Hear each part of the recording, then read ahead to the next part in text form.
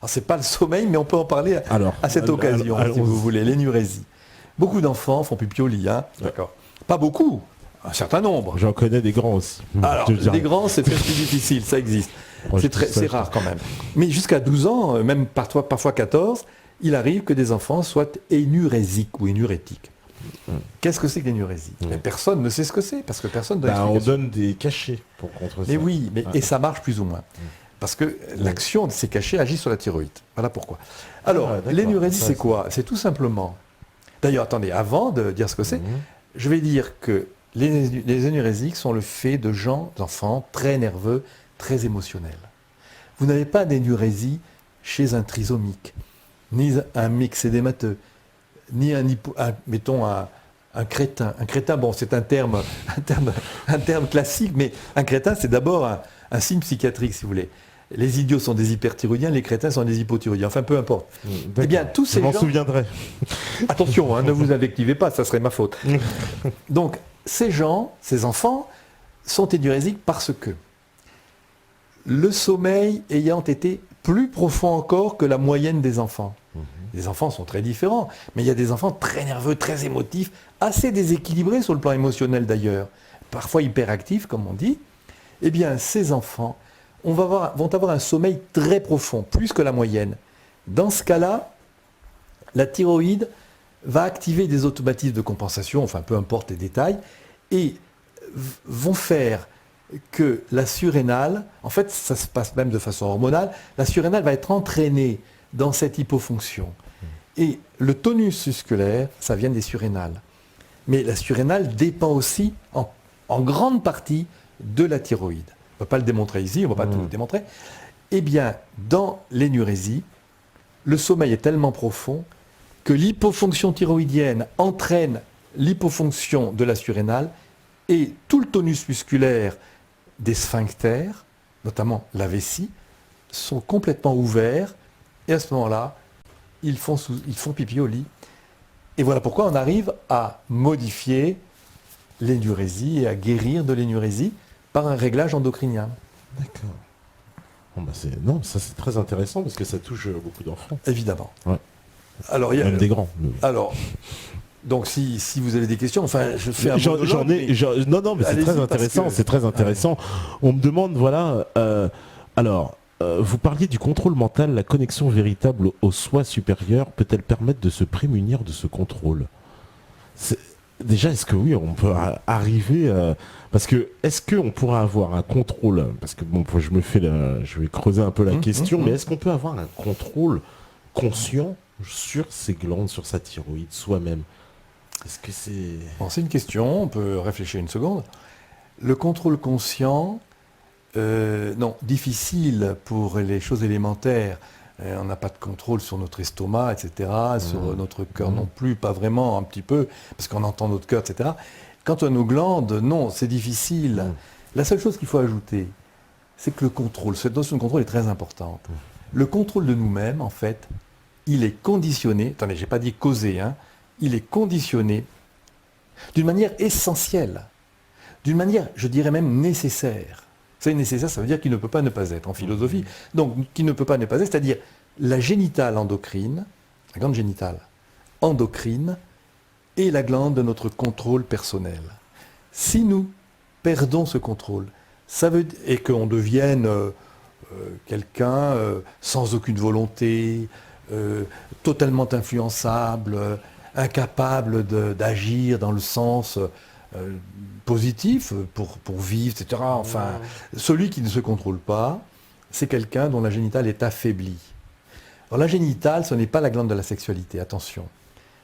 La glande génitale est la glande de notre contrôle personnel. C'est ça qui est tout à fait étonnant. Par exemple, Dr Gautier a montré, enfin c'est surtout des vétérinaires de l'époque, début du XXe siècle, qui ont montré que lors du rut animal, il y avait... Mais peut-être faut-il que j'explique ce qu'il y a dans la génitale, deux parties. Ouais, expliquons. Voilà, parce que sinon on ne comprend pas. Il y a la partie reproductrice, ouais. C'est-à-dire les canaux séminifères chez l'homme. Chez la femme, c'est le follicule de Graaff qui émet l'ovule. Chez l'homme, c'est les canaux qui fabriquent les spermatozoïdes. Mais dans les interstices, si je prends le cas du mâle, dans les interstices des des canaux séminifères, qui est une pelote à l'intérieur, nous avons dans le tissu conjonctif qui baigne l'intérieur du testicule, nous avons des cellules qui s'appellent cellules de Leydig qui sécrètent une hormone qu'on appelle la testostérone. Cette hormone, eh bien figurez-vous, chez l'animal en rut, elle est atrophiée. Autrement dit, un animal en rut possède une hypertrophie des canaux séminifères, mais une atrophie de toute la partie interstitielle, celle qui fabrique les hormones mâles. C'est quand même extraordinaire. Et chez un animal en état de repos sexuel, on constate au microscope l'inverse, c'est-à-dire une atrophie des canaux séminifères, il est en repos sexuel, donc ce n'est plus l'activité de saillie, mais c'est le repos, et par conséquent, nous constatons au microscope qu'il y a atrophie des canaux, mais hypertrophie, donc hyperdéveloppement de toute la partie interstitielle. Autrement dit, dans le repos sexuel, beaucoup d'hormones génitales, dans le rut animal, quasiment pas d'hormones génitales. Qu'est-ce qu'il faut conclure? Eh bien, contrairement à ce qu'on pense depuis 150 ans ou 200 ans, qu'existe la physiologie, que la glande génitale n'est pas une glande sexuelle. C'est la glande antisexuelle. Eh bien, voilà encore une statue que le docteur Jean Gauthier a déboulonnée. Il n'y en a pas qu'une. Et pourtant, nous restons dans ces fausses certitudes. Par exemple, la puberté. Ouais. La puberté, qu'est-ce que c'est? Eh bien, la puberté, demandez à n'importe qui, dans la rue, un médecin, il vous dirait quoi? Ah, la puberté, c'est l'âge, voilà, l'âge où l'enfant commence à découvrir un peu. On nous dit que c'est une activité hormonale assez... Voilà, tout à fait. Mais les hormones dans un but sexuel. Voilà. On développe, mettons les filles, c'est la poitrine qui se développe, les règles qui arrivent, le garçon qui change de voix, et puis les organes sexuels secondaires se développent, etc. Donc, on est polarisé par un fonctionnement sexuel en l'autre, qui va arriver à nous faire nous reproduire quelques années plus tard. Mais est-ce que c'est vrai? Eh bien, que dit le docteur Jean Gauthier? C'est faux. C'est-à-dire que ce n'est pas du tout la finalité de la puberté. La puberté a une autre finalité, c'est très important. La finalité de la puberté, ce n'est pas la sexualité. La sexualité, c'est un fonctionnement, finalement, de confort. C'est un fonctionnement de luxe. Hein. On n'a pas besoin pour vivre de la sexualité. Mais on vous dit le contraire depuis Freud. Hein. On dit, attends, c'est indispensable. Attendez, je suis désolé. Vous avez un tas de gens qui n'ont pas de sexualité. Je parle des moines, je parle des prêtres. Je ne parle pas de ceux qui ont failli, hein, attention. Hein. Mais de bons prêtres, etc., qui restent fidèles à leur vocation, mais ils n'ont pas de problème particulier. Hein. Bon, eh bien, tout cela, il faut le dégommer. Parce que la connaissance de l'homme est extrêmement difficile et le docteur Jean Gauthier apporte une connaissance humaine hors du commun. Voilà, et moi je suis un peu le transmetteur de toute cette connaissance. Bon, alors, la puberté c'est quoi? L'équilibre glandulaire. C'est ça le but. C'est-à-dire quoi, les glandes qui se... C'est-à-dire, le but, c'est l'équilibre glandulaire. Mais ça veut dire quoi, si vous me comprenez bien? Ça veut dire... Donc plutôt, vous allez me faire une objection, c'est ça que j'attends. Ceux qui comprennent ça, ils disent, mais monsieur, vous dites que c'est l'équilibre glandulaire, ça veut dire qu'un enfant qui vient au monde, car il y a une première puberté au début de la vie, attention. Oui, c'est ça l'intérêt. On en avait parlé là. Voilà. C'est vrai. La puberté, c'est pas celle de 12 ans. Oui. Celle de 12 ans, ce n'est que la deuxième. Il existe une première puberté qui a été nommée il y a 70 ans par quelques médecins de l'époque, ou 80 ans, bien avant la guerre, puberté. Mais on a vite changé d'avis parce qu'on a vu que cette première période qui dure environ 3 semaines, à partir du 8e jour de la naissance, n'avait pas de rapport avec la sexualité parce que le principe d'économie fait que la nature ne va pas prévoir 12 ans avant une fonction qui ne va pas servir, quoi. D'ailleurs, on rappelle que dans certaines religions, il est imposé de couper le prépuce qui doit... La circoncision, et doit agir forcément. Eh bien, elle a un impact assez grave sur la glande interstitielle génitale. D'ailleurs, enfin, on va pas peut-être parler de tout ça. Ouais, non, mais c'est une parenthèse. C'est une parenthèse. Effectivement, on peut parler de tout, mais là, on est quand même dans le sommeil. Eh bien, cette puberté, qu'est-ce que c'est? Donc l'objection, c'est pourquoi dites-vous que l'enfant a comme finalité l'équilibre glandulaire, alors que quand il sort du sein de sa mère, il est abouti, il est en bon équilibre, il est normal. Comment ça se fait que vous puissiez dire, qu'on puisse dire que il n'est pas en équilibre. Eh bien voilà la réponse. C'est qu'effectivement, il n'est pas en équilibre. Et pourquoi ? Eh bien parce que dans le fœtus, au bout de 3 mois, et c'est reconnu en physiologie, Gautier n'a pas inventé ça, 3 glandes fonctionnent. L'hypophyse au 3e mois, la thyroïde à la fin du 2e mois, et les surrénales au bout de 3 mois. Seule la génitale a été juste ébauchée. Elle n'est pas fonctionnelle. Quand l'enfant vient au monde, il est comme une voiture à 3 roues. Il faut donc que se manifeste une période où il va y avoir la mise à niveau de cette 4e glande. C'est ce en quoi consiste la première puberté. Parce qu'il y a une action sur la glande génitale endocrine, pas sexuelle, pas reproductrice. C'est une action qui n'est pas sur les cellules sexuelles.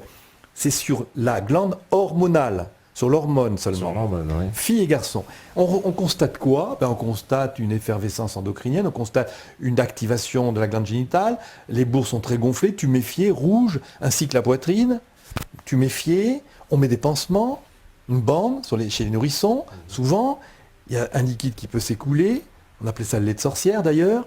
Qu'est-ce que c'est ? Quid ? Eh bien, personne n'a la réponse. Personne. N'importe quel médecin savant, il vous dira, on ne comprend pas. C'est-à-dire quand ça se passe là, à l'hôpital, on dit, on ne sait pas ce qui lui arrive. On ne sait pas. C'est une première puberté. Quel est le but ? La mise à niveau d'une glande qui va être majeure pour l'équilibre de l'enfant et du futur adulte. C'est ainsi que le Dr Gautier, ayant aperçu ce phénomène, a qualifié la glande génitale endocrine de glande de l'équilibre humain. Et de fait, je vais passer vite, Gautier a montré qu'elle était de plus la glande de la volonté du self-control. Autrement dit, la glande génitale va spécifier notre qualité de personne libre. Alors, le rapport, vous ne voyez pas. Pourquoi ? Mais parce que, comme je le disais, si on fait des rapports ou des rapprochements, l'équilibre glandulaire va être l'analogue ou le fondement aussi, on peut dire, ou le corollaire aussi, on peut dire, de la liberté de l'esprit. Parce que si nous n'avons pas dans le corps un équilibre qui commence à se forger, c'est-à-dire comme une balance entre deux plateaux, si cet équilibre ne se fait pas, le corps va risquer de devenir un facteur de déterminisme, c'est-à-dire d'absence de liberté. Déterminisme, ça veut dire quelque chose qui est déterminé. Vous crachez en l'air, ça tombe dans l'œil. Pourquoi ? Parce que c'est une loi. Il faut faire attention pour ne pas capter. Eh bien, le déterminisme, c'est ça. La liberté, c'est le contraire. La liberté, c'est la capacité que j'ai de choisir, d'éviter les déterminismes. La liberté, c'est autre chose. Mais cette liberté de l'esprit ne peut pas se manifester si mon corps me détermine. Et il me détermine, excusez-moi pour les arguments philosophiques, mais il me détermine ce corps si je suis en déséquilibre. Si je suis en équilibre, plus de problème. Mais voilà. Comment est-ce qu'on peut... parce que moi, la question, c'est justement cet équilibre. Comment est-ce qu'on l'atteint ? Comment est-ce qu'on le sait ? Puisque comment est-ce qu'on peut agir sur cet équilibre ? Par l'alimentation par, Je vais vous dire. Ouais. Alors, c'est des questions excellentes. On n'est pas tout à fait dans le sommeil, mais on a le temps peut-être. On a le temps d'en parler. Mais c'est quand même de l'endocrinopsychologie. Cette notion est essentielle. Ce que vous soulevez, c'est que nous sommes des êtres libres. Mais on va devenir libre. On n'est pas libre à 3 mois. On est encore végétatif. On dépend de nos parents, etc. Mais il y a une maturation. La première puberté a apporté les éléments fondamentaux pour cet équilibre. Ça dure 3 semaines et l'enfant va se développer à partir de cet équilibre. Les parents vont, en éduquant leurs enfants, educere, ça veut dire conduire en élevant. L'éducation, c'est universel. Quelle est la maman, voire même le papa, qui ne dit pas à son enfant, pour montrer le côté universel, « Attends, tu as marché sur le pied de cette dame, mettons qu'il ait 5-6 ans, quoi. Tu demandes pardon, etc. Tu as volé de la confiture, ça c'est pas bien. Vous voyez, ces choses, c'est élémentaire. Mais ce n'est pas si élémentaire. C'est montrer à l'enfant qu'il y a des choses qu'il faut faire et ne pas faire. Le bien et le mal. C'est philosophique, c'est moral, tout ce que vous voulez. Mais c'est surtout endocrino-psychologique. Car tout ce qui est de l'ordre de l'adaptation humaine a un rapport fondamental avec notre équilibre glandulaire. Donc l'enfant va se développer. Il va être nourri, on va l'éduquer, il va apprendre le langage, il va faire des caprices, on va le cadrer, on va lui faire une petite fessée. C'est interdit maintenant. Pourquoi c'est interdit? Parce que la fessée, ça équilibre les glandes. Qu'est-ce que je peux dire là? Mais on est fou. Mais pas du tout. J'ai eu 5 enfants. Ma femme me disait, tu vois pas que cet enfant demande sa fessée? On s'amusait un petit peu. J'avais horreur de donner des tapes. Mais je me dominais, et par devoir, un caprice fort, hein. On l'avait averti 2-3 fois. Attention, la prochaine fois. Non, non. Eh bien, l'enfant, il reçoit une fessée. Attendez, c'est à contrario de ce qu'on nous raconte actuellement, bien sûr. C'est même interdit, attention. Oui. L'enfant, dans les 30 secondes, après des pleurs cataractels, on ne dit pas comment, vous savez, il est cataracte, il pleure, très fort, et après ses pleurs, il est guilleret. Il vient voir ses parents, il est rééquilibré. Nous avons redressé par un châtiment corporel, léger, c'est pas là pour châtier les enfants, mais nous avons calmé le jeu, nous avons redressé quelque chose alors c'est l'irritation thyroïdienne, hein, la colère. Les enfants sont parfois casse-clastiques, ça veut dire qu'ils cassent leurs jouets, ça veut dire qu'ils répondent aux adultes, ça veut dire qu'ils sont impossibles à vivre. C'est lorsque alors la thyroïde excite la surrénale. La surrénale, c'est une glande de combativité. Eh bien, d'ailleurs, on a du mal à les éduquer. Parce qu'ils ne sont pas sensibles au châtiment corporel, et là, il faut faire autrement, c'est assez difficile. Mais si vous voulez, l'éducation, c'est pour cadrer un enfant. C'est pour donc qu'il puisse reproduire lui-même des actes bons, des actes positifs. Il forge ainsi sa volonté, donc la domination de lui-même, et ça consiste en la stimulation de la génitale, qui est la glande de la volonté. D'accord. Donc l'éducation a un rôle glandulaire. Ouais, mais ça, on n'était pas habitué. Pas du tout habitué. Pas du tout, parce que souvent, parce qu'il y a, j'imagine, de nombreux parents qui nous regardent et qui ont été confrontés justement à ces crises qu'on n'arrive pas à interpréter d'enfants qui sont un peu ingérables et que ça a tendance à se répéter. D'accord. Et donc, ça pourrait trouver une solution donc dans un équilibre endocrinien. Évidemment, mais il est nécessaire que les parents... je voudrais faire un petit ouvrage sur l'éducation, ce serait très intéressant. Il faut qu'on comprenne que l'éducation est indispensable.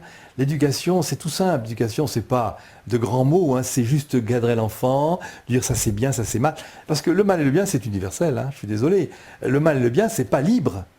Nous avons la notion du bien et du mal. Nous avons donc inscrit en nous ce qui est bien et ce qui est mal. Par conséquent, ça veut dire que nous devons vivre selon ce bien et éviter le mal. Alors là, on ne va pas rentrer dans des détails philosophiques, ce n'est pas le problème.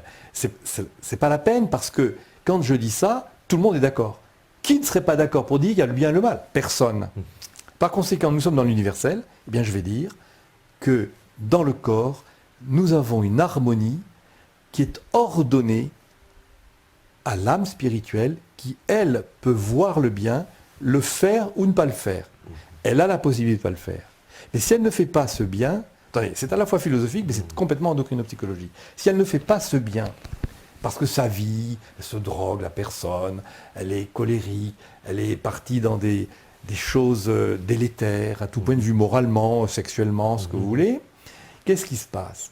Bien, il se passe que le déséquilibre glandulaire qui va survenir peu à peu dans une vie qui ne suit pas l'harmonie que l'âme voit nécessairement. Elle voit qu'il faut faire ça, elle sent que ça c'est bien, mais elle ne le fait pas par faiblesse. Eh bien, ce qu'elle ne sait pas, cette personne, probablement, parce qu'on n'en enseigne pas, c'est que les glandes endocrines, qui sont comme rivées à notre esprit, puisque c'est l'instrument de l'âme. Les glandes sont les instruments de l'âme. J'opère, j'aime, je pense, je vis, je veux, j'entreprends, je mémorise. Eh bien, je ne peux le faire efficacement que par mon équilibre glandulaire. Et cet équilibre, c'est moi qui le mets en jeu, par mon libre arbitre, par ma vie droite. Ça, ce n'est pas du tout courant. Ce discours est complètement bizarre. On va dire, mais qu'est-ce qu'il raconte, ce type? Il mélange tout. Mais je suis désolé, c'est une nouvelle discipline. Je fais école, je l'enseigne, on a des formations, ça passionne les gens. Eh bien, qu'on soit un petit peu à contre-courant, bon sang, on en a marre d'être enseigné d'erreurs en permanence, quoi. Alors, les travaux du Dr Gautier sont géniaux. Ils donnent le là d'une connaissance humaine extraordinaire, fondamentale et véridique en plus. Donc, pour finir, bien, nous forgeons et nous développons chez nos enfants cette fameuse glande interstitielle parce qu'elle est la glande qui fonde la volonté, le self-control. Si on ne cadre pas nos enfants, ils vont faire ce qu'ils veulent, ce qu'ils aiment faire, on ne forgera pas leur volonté et on ne les obligera pas à forger une liberté suffisante pour se tirer d'affaire dans toutes les situations difficiles, et on risquera même qu'ils fassent de la psychiatrie, à la limite. Voilà, alors la génitale, c'est une glande prodigieuse, la glande de notre synthèse personnelle, surtout du self-control, je l'ai dit, mais aussi de l'amour, c'est-à-dire de l'altruisme, c'est-à-dire de la capacité qu'on a de se porter vers la considération d'autrui. Et pour cela, qu'est-ce qu'il faut ? Il faut la volonté, parce que la volonté va permettre de sortir de notre ego, qui nous prend aux tripes, si vous voulez.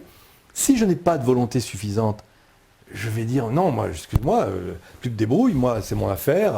Non. Alors que l'altruisme, au contraire, attends, tu es embêté, je peux t'aider si tu veux, je vais. Vous voyez, cette attitude est très différente. Ouais, donc l'altruisme, c'est la génitale. Si donc nous sommes des égoïstes, nous ne pouvons pas nous porter vers l'amour des autres. Pourquoi ? Parce que pour avoir l'intérêt pour quelque chose qui oblige à dépasser notre moi, il faut la volonté. C'est pour ça qu'il y a un rapport entre la volonté et l'amour. C'est la même glande qui préside à l'un et à l'autre. Et d'ailleurs, en bonne philosophie, on dit l'amour, avec un grand A, est à base de volonté. Et en Italie, on dit ti voglio bene. C'est-à-dire je veux ton bien. Ça veut dire je t'aime en fait. On dit aussi ti amo. Mais je veux ton bien. Donc en Italie, on le dit. En France, on ne le dit pas trop. Mais je veux ton bien, ça veut dire que l'amour, pour qu'il soit pérennisé, pour qu'il soit profond, pour qu'il soit authentique, je ne peux le faire que par volonté. Pas que par volonté. Sinon, on confond avec l'attirance. D'accord. Bon, cette notion, on va faire une petite pause. Et que je pense qu'il y a énormément de questions. J'ai regardé. Ah, sans doute. Ah oui, il y a énormément de questions. On verra de toute façon ce qui se passe tout à l'heure. On me dit oui, c'est la vitesse de croisière, c'est ce qu'on avait prévu. Il y a beaucoup plus de gens connectés que lors de la première session. Mais voilà, c'est pour le plus grand bonheur de tous. Et ça continue. Stéphane, il est prêt à la régie. À vous, la régie. Voilà, donc de retour après la petite pause classique, pas mal évidemment de questions. Alors, je vais en prendre avant qu'on rentre peut-être un peu plus vraiment dans le sujet du sommeil, parce que c'est vrai qu'il y en a beaucoup qui se posent des questions. On me dit, par exemple, feriez-vous un rapprochement des glandes avec les canaux et les centres énergétiques, les chakras ? Dans ce cas, nous pourrions-nous opérer un contrôle sur celle-ci via certaines techniques, le training autogène par exemple, qu'en pensez-vous ? Oui, il y a un rapport, si vous voulez, on le pose souvent comme question. Oui, j'imagine. Il y a un rapport avec les chakras, comme le chakra centre d'énergie, dans l'ordre un peu ésotérique, c'est quand même d'origine hindoue. Ah, oui, le micro. Donc de retour, cette fois il y aura un micro, donc on va pouvoir vous entendre. Il n'y avait pas de micro. Alors il y avait une question, donc je vais répéter la question. Oui. C'était une question de Hugues qui demandait: feriez-vous un rapprochement du rôle des glandes avec les canaux et les centres énergétiques, les chakras ? Dans ce cas, pourrions-nous opérer un contrôle sur celle-ci via certaines techniques, le training autogène par exemple? Qu'en pensez-vous ? Tout simplement, les chakras sont en rapport avec les centres glandulaires. Simplement, il y a 7 chakras, il n'y a que 4 glandes, mais tout un chacun a fait le rapprochement entre les chakras et les glandes endocrines. Ça ne fait pas de doute. Quant à la manière de contrôler, contrôle, ça veut dire encore la génitale interstitielle, les chakras. Bon, bien sûr que des techniques arrivent à des contrôles, on peut, par des techniques de relaxation. Training autogène, pourquoi pas, parvenir à des influences sur nos comportements. Nous avons, par notre volonté, qui correspond à la génitale interstitielle, encore une fois, sans être causale, c'est le conditionnement de la volonté, simplement. La volonté est libre, donc elle n'est pas dépendante d'une glande, mais on ne peut pas non plus faire la séparation, en tout cas faire l'abstraction du conditionnement de nos opérations mentales. Alors je dis oui, on peut certainement arriver à ce contrôle.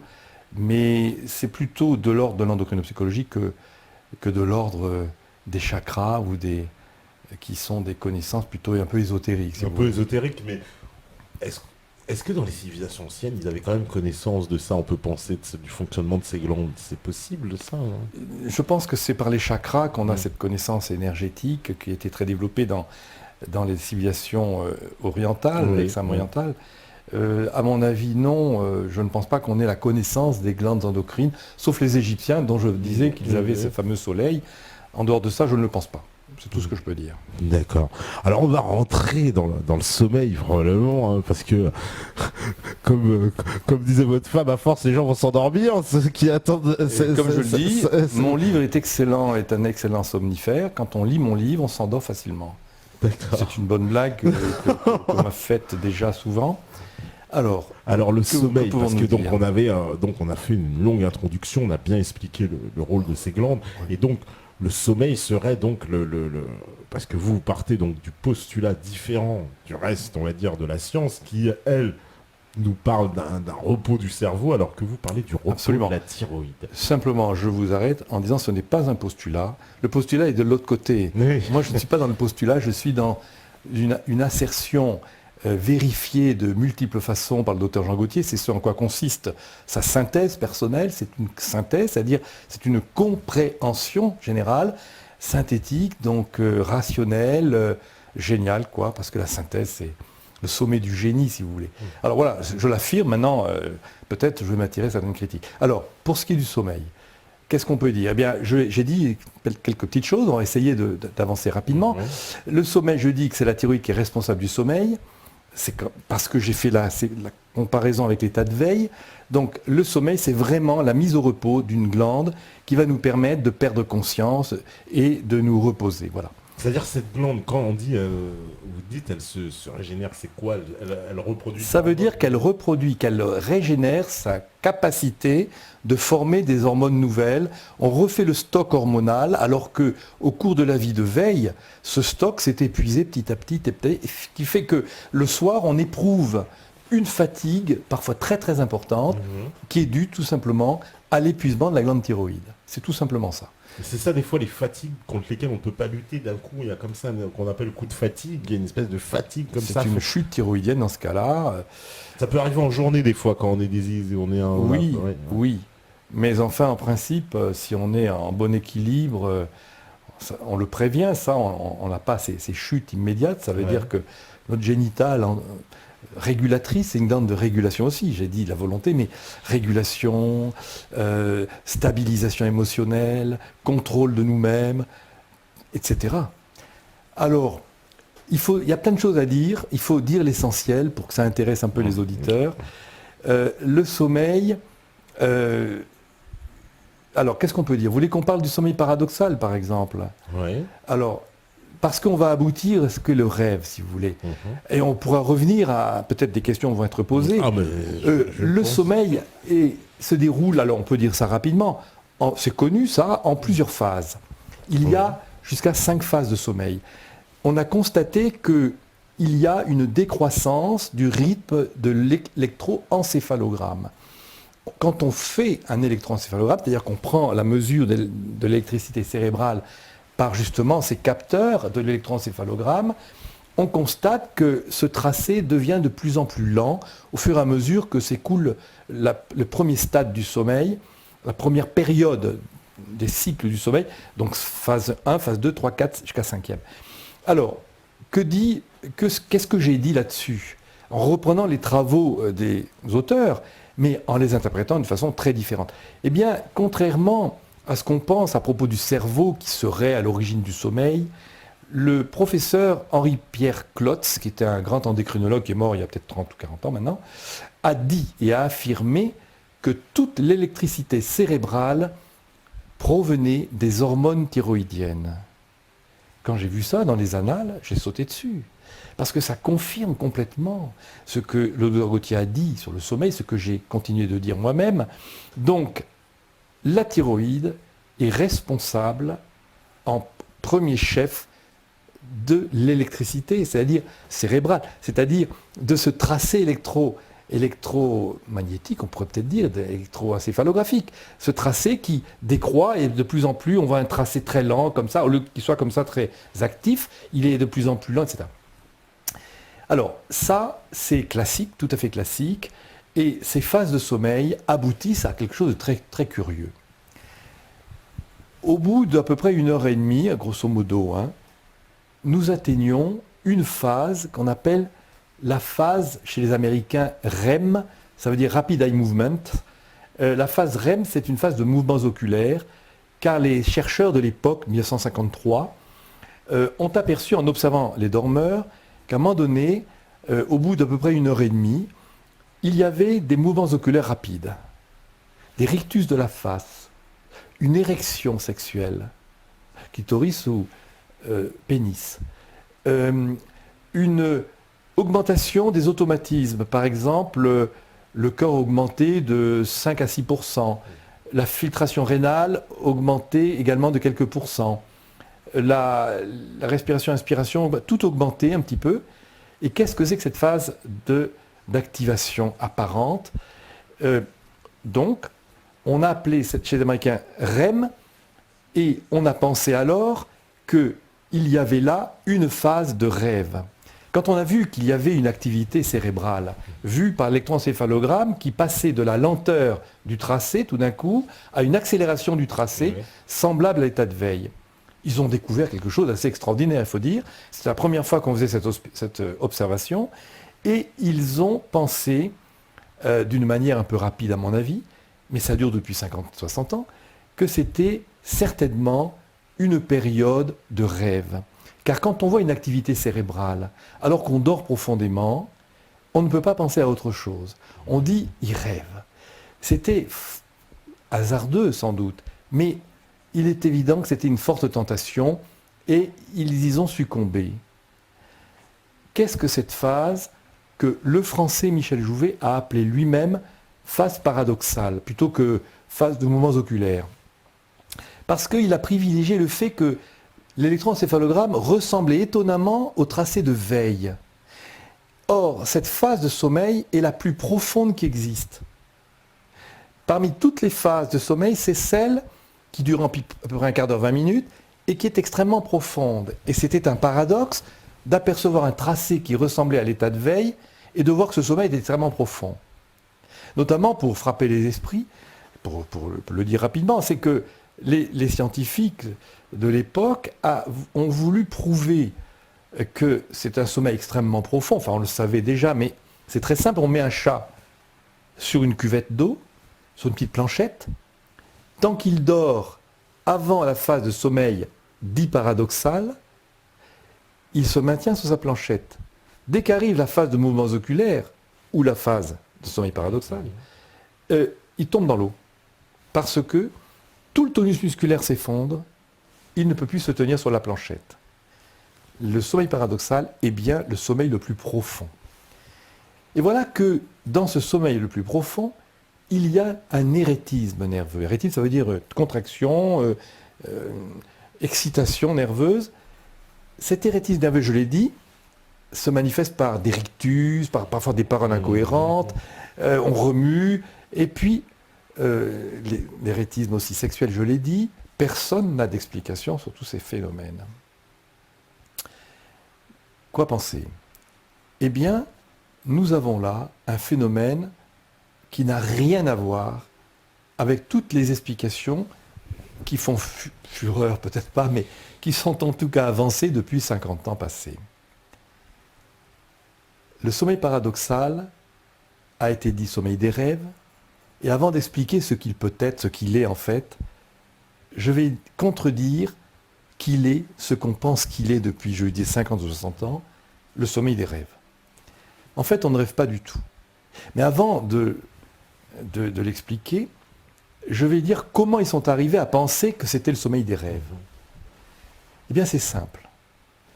Quand quelqu'un se met à avoir la phase de mouvements oculaires, les yeux commencent à bouger, etc., il commence à...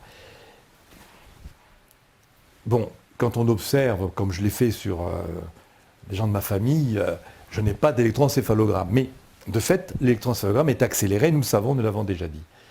eh bien on réveille quelqu'un, parce qu'on va penser, saisir tout de suite et recueillir le rêve qu'il est en train de vivre. Pardon. De fait, la personne raconte un rêve.